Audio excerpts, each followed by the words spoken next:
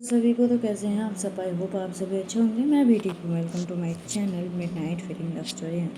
चलिए बिना कोई वक्त ज़ाया करें हम अपनी कहानी पर आते हैं। कहानी अधूरी दास्तां इशराक पार्ट 11। यहाँ पर पूर्वी जो थी वो बहुत बुरी तरीके से घबरा चुकी थी। उसके हाथ पैर पूरी तरीके से ठंड हो चुके थे और जैसे तैसे करके अदिति उसको संभालने की कोशिश कर रही थी। लेकिन सवाल ये था कि क्या पूर्वी इतनी आसानी से शांत हो जाएगी। उसने जो सपना देखा था, ऐसा क्या था उस सपने में जो कि पूर्वी को पूरी तरीके से हिला के रख दिया था। ऐसा क्या चीज़ पूर्वी ने देख लिया था। हालांकि जैसे तैसे करके यहाँ पे अदिति पूरी कोशिश कर तो रही थी पूर्वी को शांत कराने की, लेकिन कुछ चीज़ों से तो वो भी घबरा चुकी थी। लेकिन इस वक्त उसके लिए खुद का घबराना नहीं, पूर्वी को संभालना बहुत ज़रूरी था, जो कि वो कर रही थी। अपने आप को शांत रख के वो पूर्वी को हक कर लेती और कहती कि पूर्वी शांत हो जाओ, प्लीज़ प्लीज़, इस वक्त तुम्हारा शांत होना बहुत ज़रूरी है। पूर्वी शांत हो जाओ। पूर्वी जैसे तैसे करके थोड़ा बहुत तो शांत होती है, लेकिन उसके हाथ पैर अभी भी कांपना बंद नहीं हुए थे। अभी भी वो कंपन उसके हाथों में थी और उसके लफ्ज़ से सिर्फ एक नाम, चंद्रिका, कई बार निकल रहा था। बहुत मुश्किल से अब और भी ज़्यादा पूर्वी शांत होती है। थोड़ी देर बाद उसके कमरे में वहाँ पे दादी जी आती हैं। जैसे ही दादी जी को पूर्वी देखती है तो वो जो होती है ना, उसकी जो मन में घबराहट थी, सारी चीज़ें थी, अब वो शांत हो चुकी थी। वो मतलब दिखाना नहीं चाहती थी, जैसे तैसे करके वो अपने आप को शांत रखना चाहती थी। वो नहीं दिखाना चाहती थी दादी जी। दादी जी आते ही लेकिन देख के सिचुएशन समझ चुकी थी कि पूर्वी कुछ बुरा सपना ज़रूर देखी। वो आते ही कहती हैं, तुमने फिर से वही सपना देखा बेटा। लेकिन पूर्वी यहाँ पे बड़ी आराम से कहती है, अरे जाने मन, क्यों इतना सोच रहे हो, क्यों इतना सोच रहे हो, सब ठीक है। लेकिन क्या ये पूर्वी का कहना और दादी जी का मान लेना था? दादी जी भी हालांकि सारी चीज़ें जानती तो थी ना।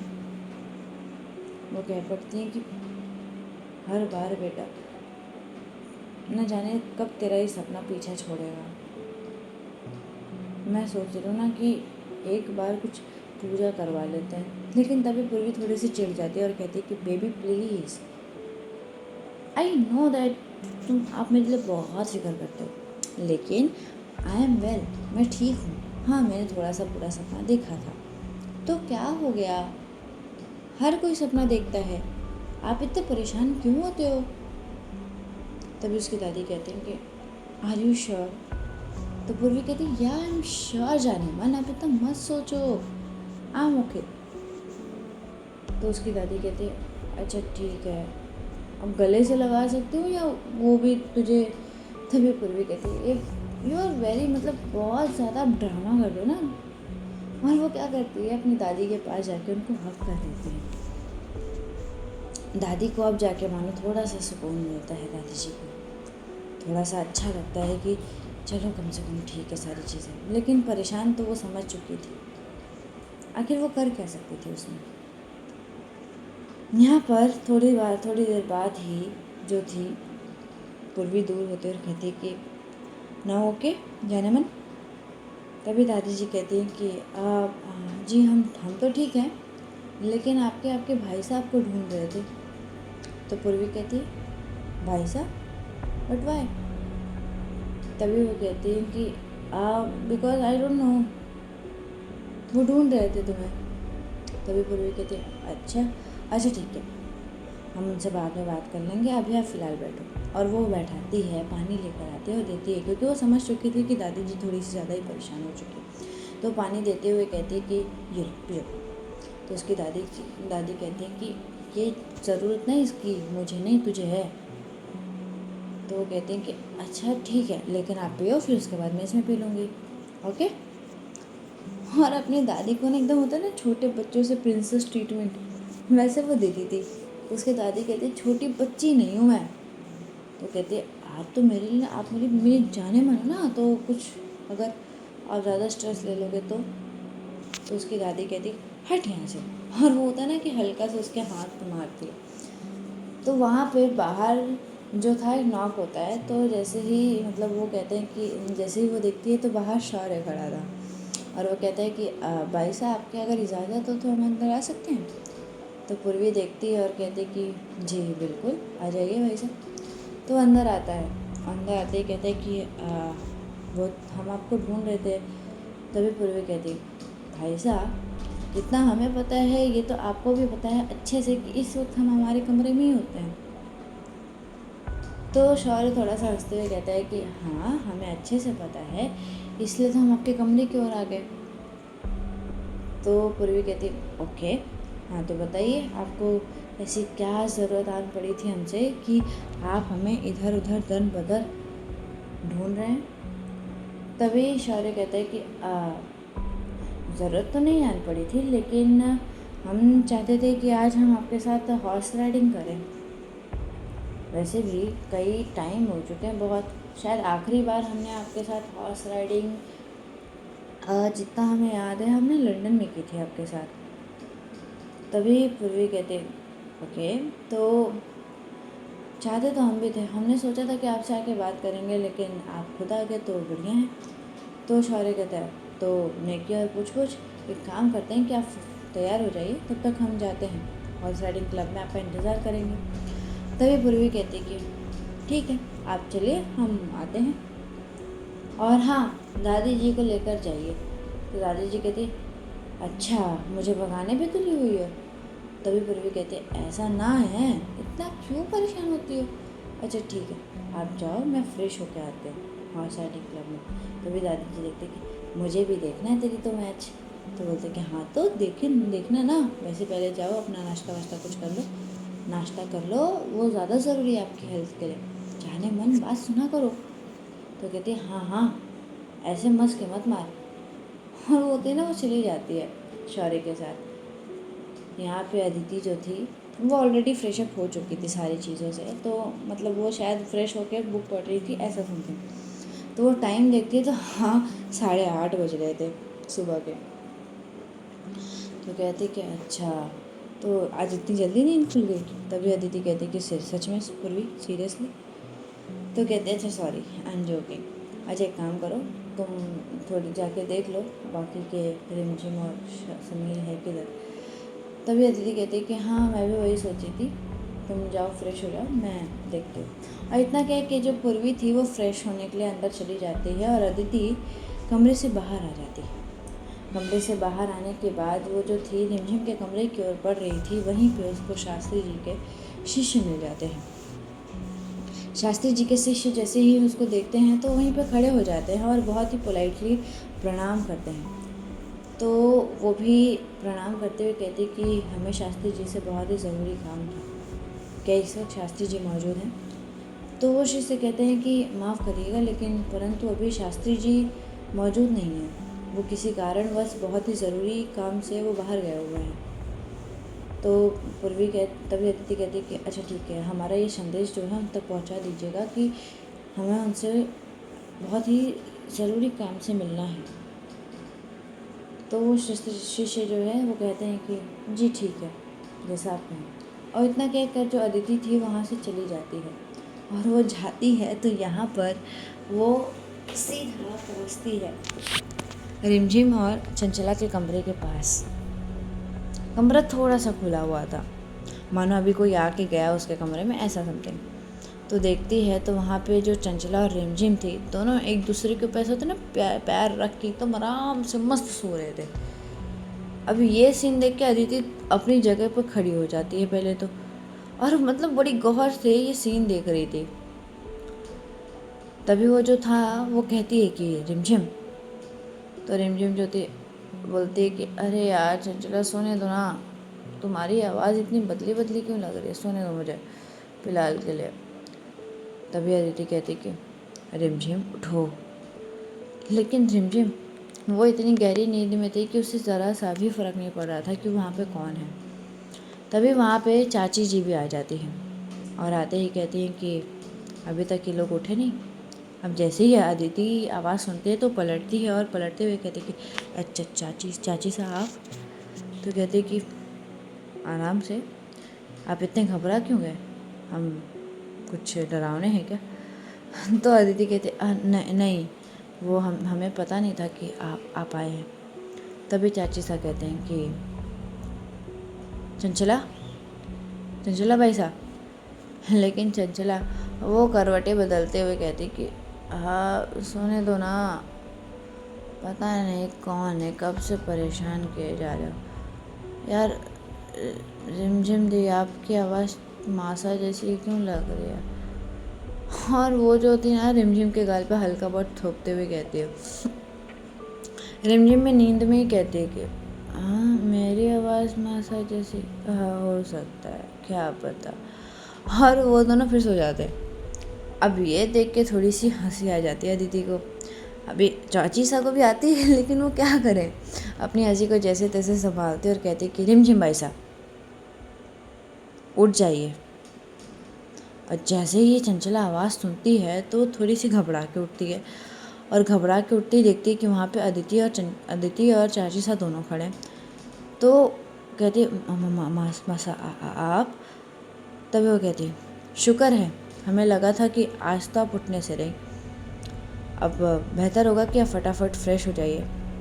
और अदिति की तरफ देखते हुए कहती कि आप अपने दोस्त को भी कह दीजिए। और इतना कह के वो चली जाती हैं। तभी चंचला जो थी वो उठती है, अपनी आंखों को मसलती है और देखती है अदिति की तरफ, देखती है, बोलती ये क्या था दी? तो अदिति कहती कि अब जो आदेश तुम्हें मिला है तुम उसका पालन करो, और जो मुझे मिला है मैं उसका। हाँ इतना कहकर वो रिमझिम की तरफ आती। रिमझिम भी हालांकि थोड़ी बहुत नींद से तो उठ चुकी थी, क्योंकि चाची साहब ने थोड़ी स्ट्रिक्टली कहा था, तो वो भी उठ चुकी थी, अपने आँखों को मसलती रही थी। तभी वो कहती कि जल्दी कर जा, रेडी हो जा, एक्चुअली हमें हॉर्स राइडिंग क्लब में जाने का है। तभी रिमझिम कहती कि हॉर्स राइडिंग क्लब में, पर क्यों? तो कहती कि क्योंकि वहाँ पे पूर्वी और शौर्य भाई साहब जो है वहाँ पे थोड़ा सा मैच कर रहे हैं।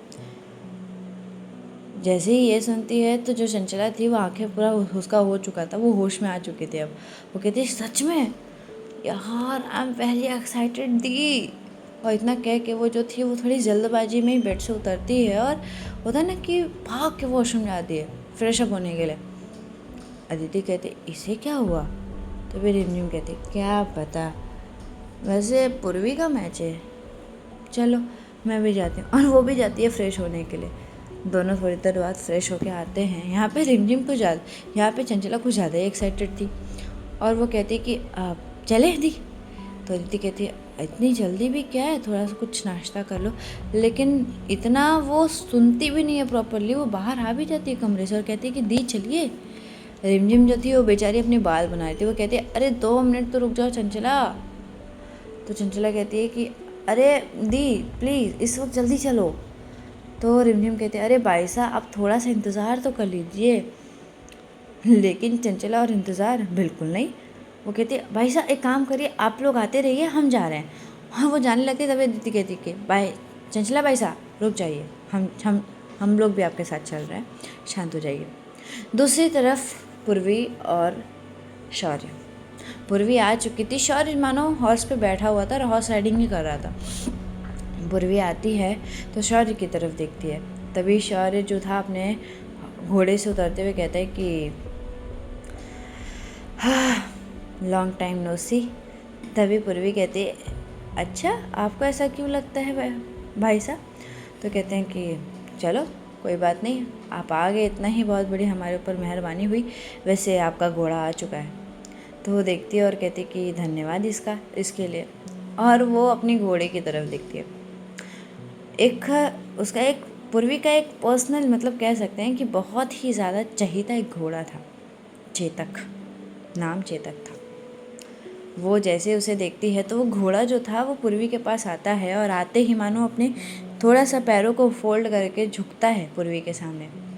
तो पूर्वी जो थी उसके सर की तरफ थोड़ा सा सहलाती है, तो वो घोड़े को बहुत अच्छा लगता है। वो जो थी वहाँ पे थोड़ा बेल्ट लगा था पूर्वी उस घोड़े पे, तो वो पूर्वी क्या करती है, वहाँ पे जो सर्वेंट थे उनको बुलाती है, और वो जो बेल्ट वगैरह सारी चीज़ें थे वो सब कुछ हटा देती है अपने घोड़े पर से। बस एक रस्सी थी, दैट्स इट, और कुछ नहीं। बाकी सब वो हटा चुकी थी। और वो सब हटाने के बाद उस सर्वेंट को दे भी देती है और कहती है कि अगली बार से मेरे घोड़े पे ये सारी चीज़ें नहीं होनी चाहिए। तो सर्वेंट समझ जाता है और वो कहता है कि जी जी भाई साहब, हम समझ गए, बस इतना ही। पूर्वी जो थी वो घोड़े पे बैठती है और मानो चेतक को एक मतलब लगाम मिल गई हो भाई। वो जो अपने दोनों पैरों को ऊपर करता है ना, और ये सीन देख के शौर्य कहते हैं वाह, चलिए रेस शुरू करें। और फिर वहाँ पे एक पर्सन जो था हाथ में छोटी सी बंदूक थे, तो वो उससे मानो गन चलाकर वो इशारा करता है कि रेस स्टार्ट किया जाए। और वैसे होता भी है। यहाँ पे दूर खड़े पूर्वी के डैड और चाचा साहब, ये दोनों इस नज़ारे को देखते हैं। तो पूर्वी के डैड कह पड़ते हैं कि हमारे दोनों बच्चे काफ़ी ज़्यादा आगे हैं। तभी चाचा साहब कहते हैं कि हमें तो गर्व है पूर्वी भाई साहब पे, वो हमारे ख़ानदान की राजकुमारी के साथ साथ इस ख़ानदान के कारोबार को संभालने के लिए भी पूरी तरीके से सहमत हैं दादा हुकुम। तो वो कहते हैं कि अच्छा देखते हैं। और वो जो मैच था वो शुरू हो चुका था। यहाँ पे शौर्य जो था वो थोड़ा सा पीछे चल रहा था, पूर्वी का घोड़ा काफ़ी आगे था, थोड़ा सा आगे था। दोनों के बीच में काफ़ी ज़्यादा टक्कर आ जाती है। एक मोमेंट आ जाता है जहाँ पे शौर्य और पूर्वी का दोनों का घोड़ा एक दूसरे के साथ ही दौड़ रहे थे। दोनों के घोड़े अपने अपने स्पीड में थे, दोनों के घोड़े हार मानना नहीं चाहते थे।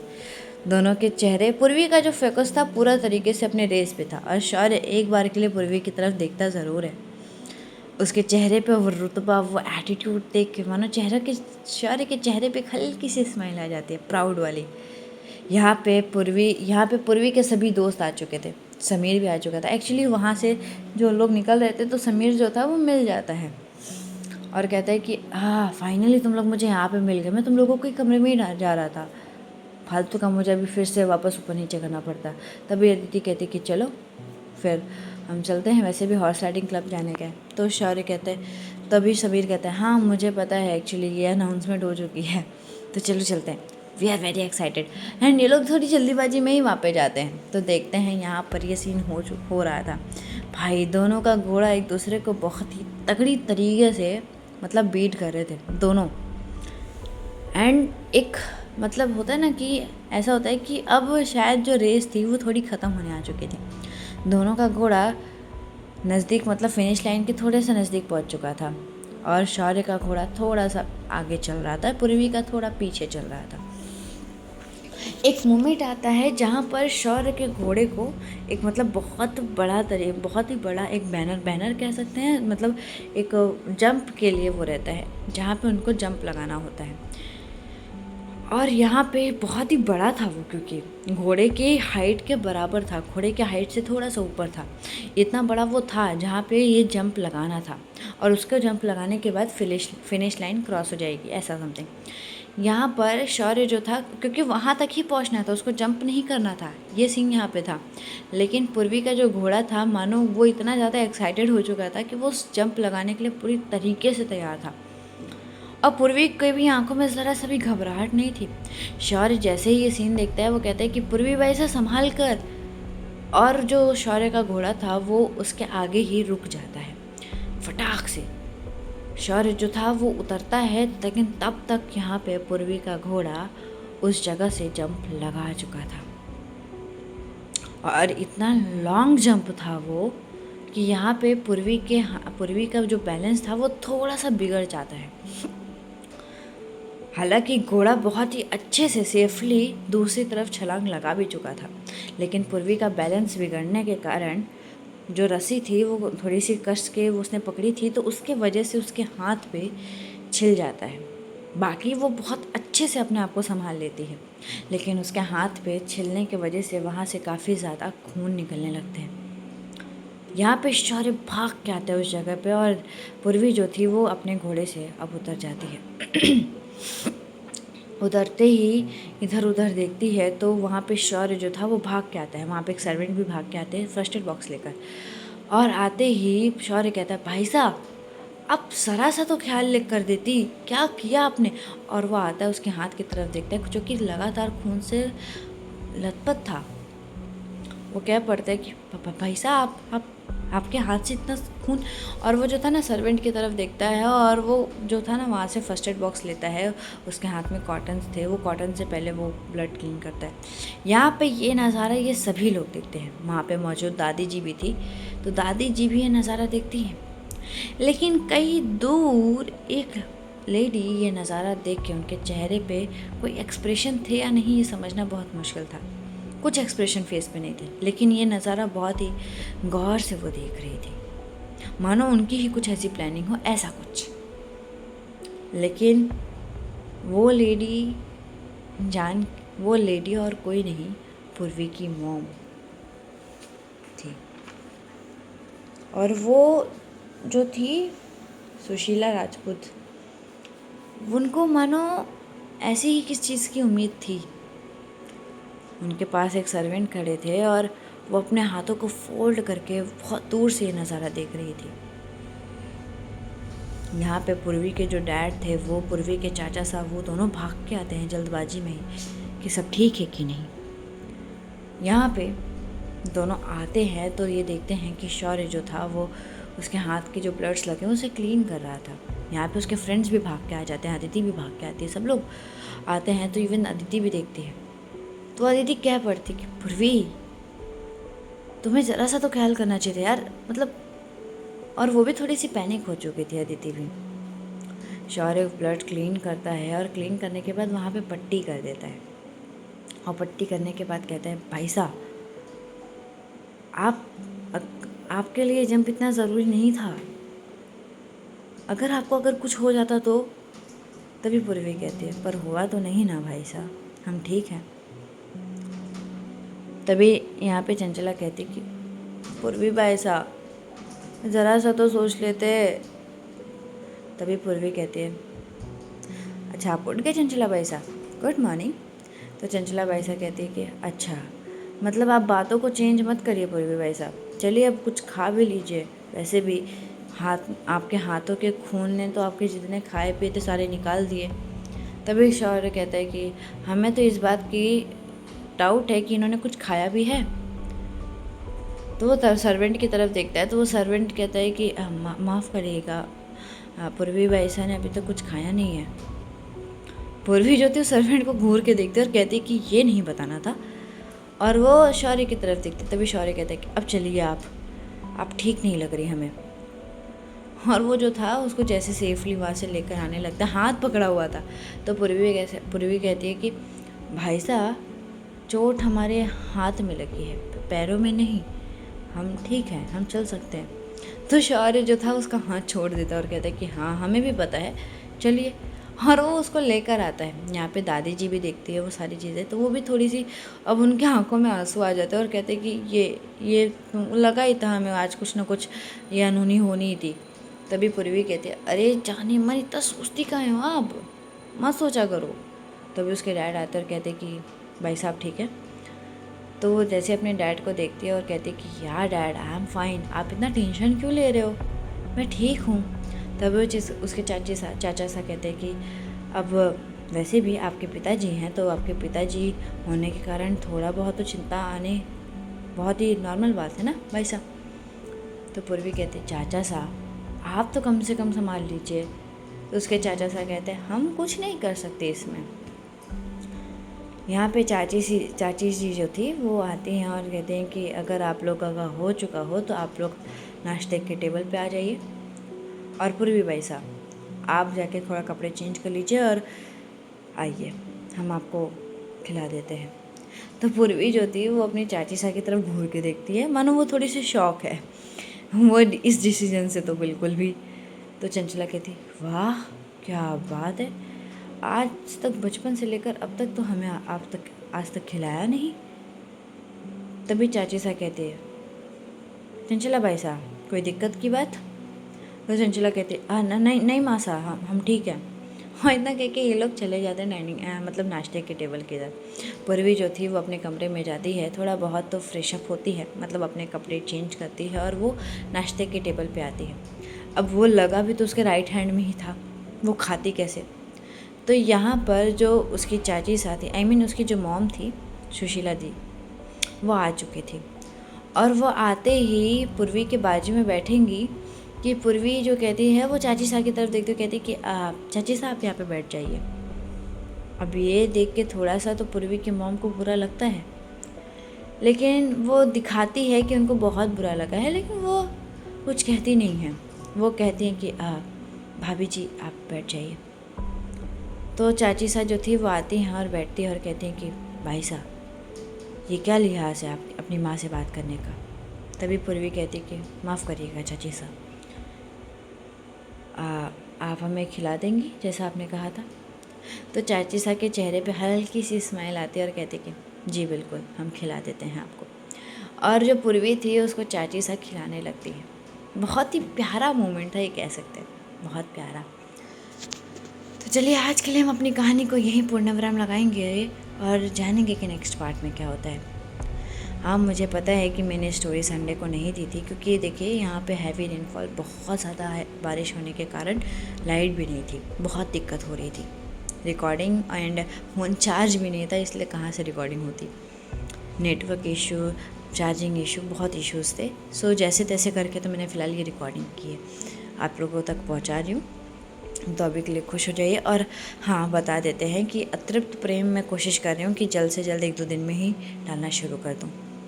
मुझे पता है काफ़ी लोगों का कुछ ज़्यादा ही एक्साइटमेंट लेवल है अतृप्त प्रेम के लिए, तो थोड़ा सा वेट कर लीजिए। थोड़ा सा मतलब अब ज़्यादा वेट करने की भी ज़रूरत नहीं है, क्योंकि कोशिश रहेगी कि आज या कल में ही आपको अतृप्त प्रेम मिल जाए कहानी, ठीक है। तो अब मिलते हैं नेक्स्ट पार्ट में। Bye bye everyone, take care, अपना परिवार का ख्याल रखिएगा।